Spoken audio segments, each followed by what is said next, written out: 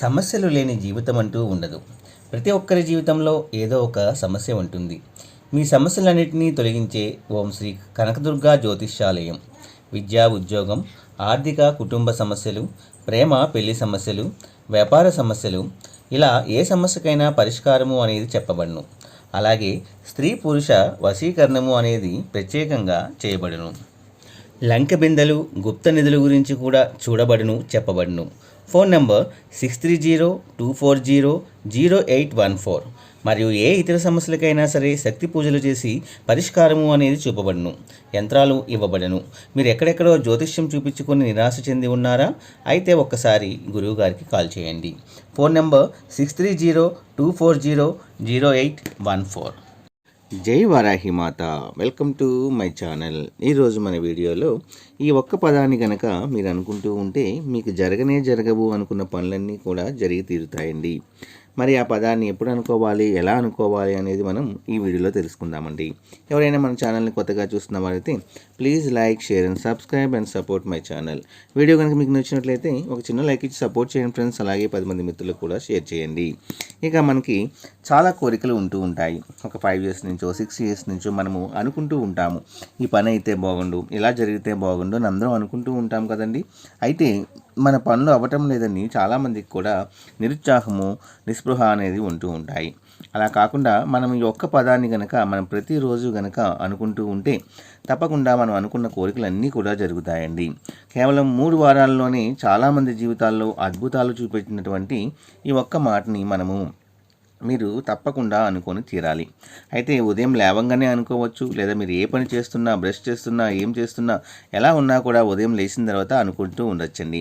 ఇలా అనుకోవటం వల్ల ఈ విశ్వానికి ఆ పదం అనుకోవటం వల్ల అది కనెక్ట్ అయ్యి మనం జరగవు, మనం ఏదైతే ఎదురు చూస్తూ ఉన్నామో ఆ పనులన్నీ కూడా తప్పకుండా జరుగుతాయండి.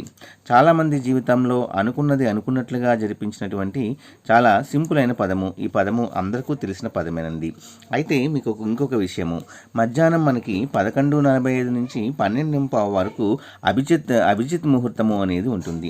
ఈ ముహూర్తంలో మనము దీపారాధన చేసి అనుకున్నా బాగుంటుంది, లేదా దీపారాధన చేయలేకపోయినా మనం బాధపడవలసిన అవసరం లేదండి.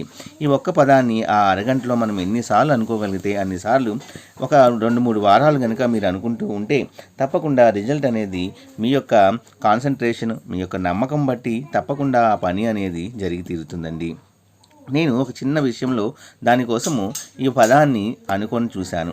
నాకైతే మనకి 2 వారాల్లోనే ఆ పని అనేది జరగడం జరిగిందండి. నేనే చాలా ఆశ్చర్యపోయాను.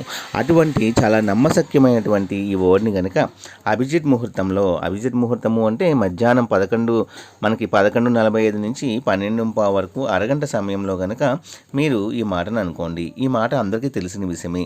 సర్వే జన సుఖినో భవంతు అనే పదాన్ని, అంటే మనతో పాటు అందరూ బాగుండాలని మనం కోరుకుంటున్నాం కాబట్టి తప్పకుండా ఈ విశ్వానికి ఈ వర్డ్ అనుకోవటం వల్ల కనెక్ట్ అయ్యి మీరు అనుకున్నది తప్పకుండా మీకు జరిగేలాగా మంచి పాజిటివ్ వైబ్రేషన్స్ అనేవి కలిగి ఆ పని జరగటానికి కావలసిన సూచనలు కూడా, సన్నాహాలు అన్నీ మీ ముందుకు వస్తాయి.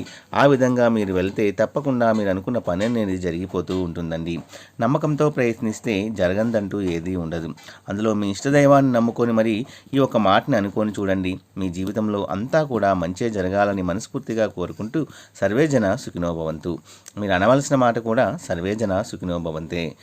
ఇదండి ఈరోజు వీడియో. ఈ వీడియో కూడా మీ అందరికీ నచ్చింది అనుకుంటున్నాను ఫ్రెండ్స్. నచ్చితే ఒక చిన్న లైక్ ఇచ్చి సపోర్ట్ చేయండి. అలాగే 10 మంది మిత్రులకు కూడా షేర్ చేయండి. రేపు ఒక మంచి వీడియోతో మళ్ళీ మనందరం కలుసుకుందాము. అప్పటి వరకు సెలవు. జై వారాహి మాత. జై జై వారాహి మాత.